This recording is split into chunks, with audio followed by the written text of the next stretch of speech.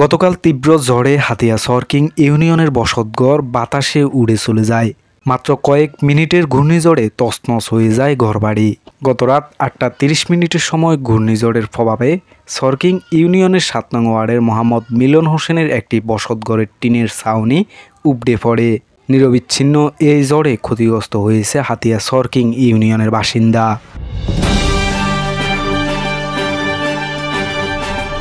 Hatiya new, সারা দেশের কথা সব সময়।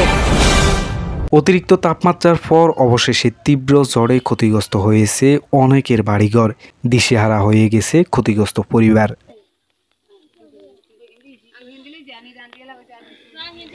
এদিকে গত রাত থেকে এখনো পর্যন্ত হাতিয়ার বিদ্যুৎ বন্ধ রয়েছে। তীব্র ঝড়ে অনেকের বাড়িঘর সহ গাছপালা ভেঙে গেছে। প্রায় ঘন্টা খানেক পর স্বাভাবিকে ফিরে আসে আবহাওয়া। আপনি কি হাতিয়া নিউ চ্যানেলে নিউজ পাঠাতে চান? তাহলে এক্ষুনি আমাদের হোয়াটসঅ্যাপ নাম্বারে মেসেজ করুন 01830996504। হাতিয়া নিউ, সারা দেশের কথা সব সময়।